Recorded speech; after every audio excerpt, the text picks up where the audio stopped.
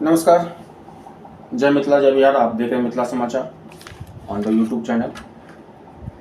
कल की कुछ खबरों के साथ हम लोग आ गए हैं। 3-4 दिन के बाद जो है सो सेटअप हुआ है। उसके बाद हम लोग आ गए हैं आपके सामने। जय मिथिला जय बिहार।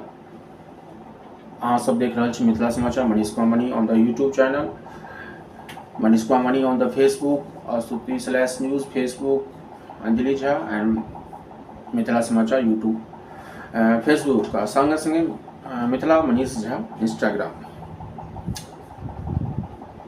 कल जो बांग्लादेश में जो हुआ उसको लेके हम लोग आए हुए हैं। हमारी टीम लगातार आपको हम लोग मधुश्रावणी पर अपडेट दे रहे थे, लेकिन साथ साथ जो है सो जो कुछ हुआ और लगातार जो मिथिला ही नहीं, आज जो है सो देश जो है सो सदमे में है। इसलिए सदमे में है क्योंकि हमारा पड़ोसी देश बांग्लादेश में कुछ ठीक नहीं चल रहा है। दैट मीन्स कि कल जिस हिसाब से 12:30 में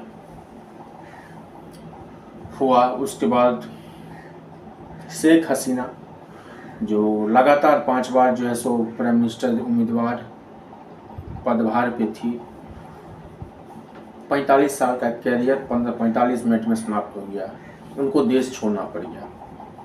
इसके पीछे किसकी राजनीति है वो तो हम लोग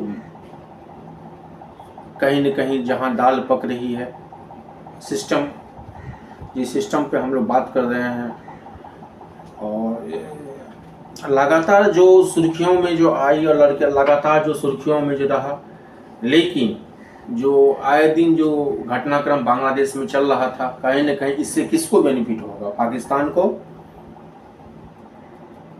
चीन को या यूएस को? जिस यूएस को हमेशा आंख की गड़गड़ी में जो है सो हमेशा बांग्लादेश रहता है। दोस्तों मैं बता दूं, पिछला कुछ दिनों से जो रिपोर्ट आया था, जब हम ग्लोबल पीस जब रिपोर्ट आता है तो उस रिपोर्ट में जो 63 नंबर पोजीशन जो है सो बांग्लादेश का था, लेकिन भारत का जो रैंकिंग था 136 था। जहां एक तरफ पीसफुल कंडीशन की बात करते हैं, जो बांग्लादेश पिछला 24 घंटा से नहीं कर रहे हैं, जब से आरक्षण का ये कहानी हुआ है। ये कहानी कब से शुरू हुआ मैं बता दूं, जनवरी में शेख हसीना जी पूर्ण बहुमत के साथ अब सरकार में आती है। उनके बाद एक आरक्षण का कोटा होता है, जिस आरक्षण को सुप्रीम कोर्ट तक जाते हैं वो लोग, लेकिन वहां के एजेंट यूनियन उसको मानने के लिए तैयार नहीं है। एक आरक्षण एक ऐसी व्यवस्था लेके आते हैं, ऐसी व्यवस्थाएं वहां के विपक्षी दल, वहां के नेता लोग लेके आते हैं कि आज जो है सो जो स्थिति हम लोगों के सामने है वो देखने योग्य है। हिडन बेस पे गाजियाबाद में अब उनका फ्लैट है, फ्लैट नहीं कर सकते हैं। एयरफोर्स बांग्लादेश सैनिक का आया हुआ था फ्लैट, हेलीकॉप्टर जिनको जो है CG-130 उनको लेके गाजियाबाद आया। वहाँ पे कल जो है हमारे NSA अजीत डोभाल उनसे मुलाकात की है, लेकिन यूके ने उनको परमिशन नहीं दिया है। जब तक यूके ना लंदन में परमिशन ना दे तब तक जो है सो शेख हसीना इंडिया में ही है। उनके बेटा का भी बयान आया है, उनकी बेटी भी जो है सो यहीं पे रहती है, दिल्ली में ही रहती है। तो सवाल दोस्तों ये है कि आखिर ये मूविंग हुआ कैसे? ये एक दिन का बांग्लादेश में लगातार जो आंदोलन चल रहा, लगातार एक दिन का ये आंदोलन नहीं था। आखिर कब हुआ, कैसे हुआ? दोस्तों ये 30% आरक्षण का मामला था, जिसको सुप्रीम कोर्ट ने उनको बर्खास्त कर दिया। ये अब हम बारी बारी से हम तत्व को बात करेंगे तो ये जो आग लगी है आईएस, कहीं ना कहीं जमात इस्लाम का भी इसमें हाथ है, जो कि संगठन है वहाँ का, और उनको ऑलरेडी रूस और बांग्लादेश में पूर्णतः बैन है। इसके बाद क्या हुआ है, जो घटना हुई है 12th, वो प्रेस कॉन्फ्रेंस भी करना चाहती थी, कुछ सामान लेके जाना चाहती थी, लेकिन ऐसा वहाँ के सैनिक, वहाँ के सेनाध्यक्ष ने नहीं करने दिया। उनको सीधा सेफ मोड में उनको बोला गया कि आप यहाँ से निकल जाइए। तो उनका जो है सो जहाँ तक जानकारी आ रही है 5:40 में उनका चौपर जो है सो अगरतला से ढाका होते हुए आ गया गाजियाबाद के एयरबेस पे। कल से ही वो गाजियाबाद में ही है, जहाँ हमारे NSA अजीत डोभाल भी शाम में उनको 1 घंटा की मीटिंग मिल के आए। पूर्णतः सेफ है।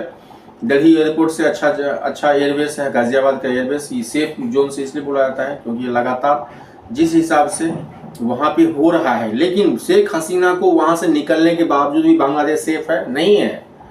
लगातार हिंदू परिवार को डैमेज किया जा रहा है, लगातार हिंदू मंदिर को तोड़ा जा रहा है, हिंदू समुदाय के लोगों को टारगेट किया जा रहा है, उनके राष्ट्रपति के मूर्ति को जो है सो उनके जो पिता शेख हसीना के जो पिताजी थे मुजर्रबुर रहमान जी, उनकी मूर्ति को तोड़ा गया। उसको अभी जो खबर आ रही है जो है सो मंदिर में आग लगा दिया। मैं बता दूं आपको, बांग्लादेश में 91% जो है मुस्लिम कास्ट है, 8% हिंदू कास्ट है।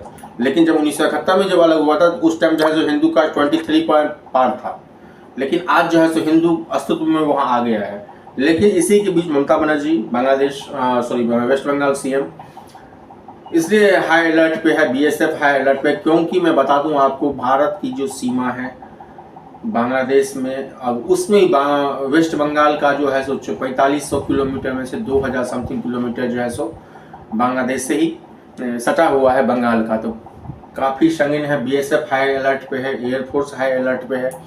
इस रोटी सेकने में क्या पाकिस्तान को बेनिफिट हुआ, क्या बांग्लादेश को बेनिफिट हुआ, क्या अमेरिका को बेनिफिट हो, तो वो तो आने वाला दिन ही तय करेगा। लेकिन दोस्तों, जो जल रहा है, जो अमेरिका जल रहा है, बांग्लादेश जल रहा है, जिससे बेनिफिट अमेरिका को हो रहा है, आईएसआई पाकिस्तान को हो रहा है, इस रोटी सेकने से चीन को बेनिफिट हो रहा है। कहीं न कहीं यूएसए के साथ से खटास थी लगातार शेख हसीना की, जो यूएस पे एयरबेस बनाने की कोशिश में था, लेकिन उसको जब मनाही कर दे तब से शेख हसीना उनकी आंख की कटघरी बन गई थी। तो कहीं न कहीं अर्थव्यवस्था जीडीपी 5.3, वहाँ की जो इकोनॉमी लेवल है पर आदमी की 2.3 लाख पर है, लेकिन सब कुछ जो इच्छा चल रहा था, तो आखिर ये ऐसा कैसे हो गया, बहुत ही चिंता की विषय है। साथ साथ भारत के लिए भी चिंता का विषय, क्योंकि हम ज़्यादा देर तक शेख हसीना को नहीं रख सकते हैं, ये सिक्योरिटी का बात है। भले वो देश से निकल गई, लेकिन जब तक वो हमारे बेसमेंट पे है, कहीं ना कहीं दुनिया के नज़र में हम भी हाईलाइटेड हैं।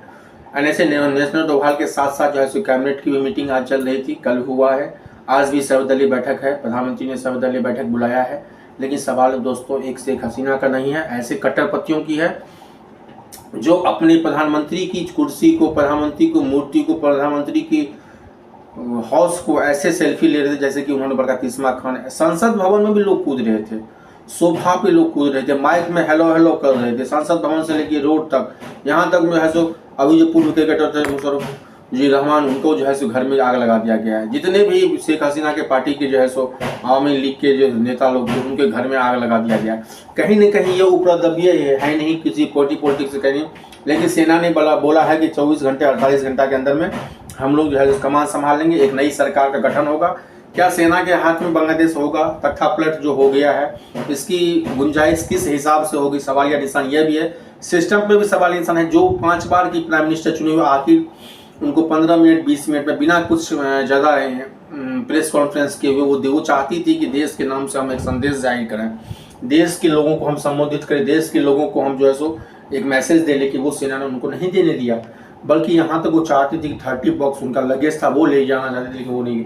यूके ने भी कल जो है सो उनको कैंसिल कर दिया लाने के लिए, जिसलिए वो रात में जो है सो गाजियाबाद एयर हेडन बेस में ही रुकी। अभी भी वो गाजियाबाद में ही है।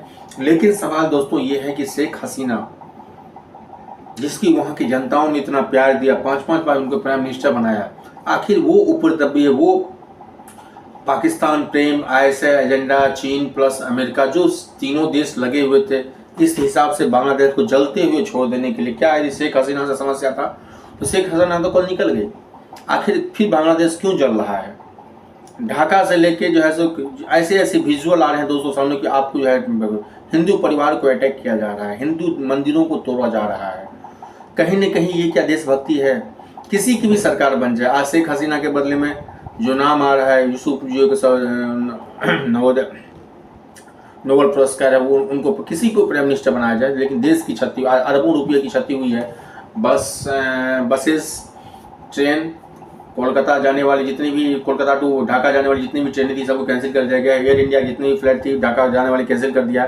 जब तक विधि व्यवस्था सही ना हो जाए बांग्लादेश का, इंडिया से कोई भी फ्लाइट नहीं। लेकिन भारत और बांग्लादेश का संबंध बहुत ही अच्छा था, इसलिए आज वो उसी संबंध का कहीं न कहीं यदि हम बात करें तो आज जो बांग्लादेश जल रहा है, कहीं न कहीं ये जो ऊपर दबे, ये जो आईएसआई का गेम है, ये जो पाकिस्तान कनेक्शन कहीं न कहीं सामने जो आ रहा है, आखिर इसके पीछे जो इतनी अच्छी इकोनॉमी का लेवल है, इतनी अच्छी जो बेरोजगारी लेवल मात्र 3% थी, लेकिन इकोनॉमी लेवल यदि हम बात करें पर आदमी का 2.3 लाख था, जीडीपी लेवल 5.7 था, जो बढ़ रहा था, ग्रोथ कर रहा था कंपनियाँ। वहाँ सब कुछ खुशहाल थे। आखिर 6 महीना 7 महीना पहले ये सरकार बनी, आखिर 2 महीना के अंदर में क्या हुआ, जैसे जो है सो ये वस्तु स्थिति हो गई और लास्ट में जो है सो प्रधानमंत्री शेख हसीना को देश भागना पड़ा। हम उनके परिवार के साथ संवेदना व्यक्त करते हैं, लेकिन ऐसी घटनाएं नहीं होनी चाहिए।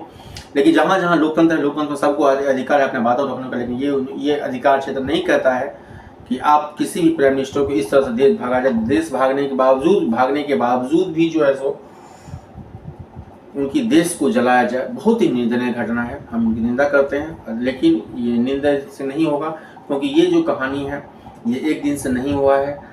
और समस्या ये है कि यदि यूके उनको 100% ओके नहीं करता है तो जब तक वो भारत में रहेंगी। क्या इंडिया सिक्योरिटी लेवल पे ये सब कुछ सही है? तमाम चैनल पे यही चल रहा है, तमाम न्यूज में यही चल रहा है कि आखिर भारत का जो संबंध है इतना अच्छा, वो संबंध में कहीं ना कहीं खटास ना आ जाए। लेकिन हम तो यही कहेंगे, NSA ने मीटिंग करके गया हुआ है, फिर सर्वदलीय बैठक है आज मोदी जी का, लेकिन संसद हो सकता है लोकसभा राज्यसभा में विदेश मंत्री जयशंकर भी जो है सो इस चीज़ को देखेंगे। धन्यवाद।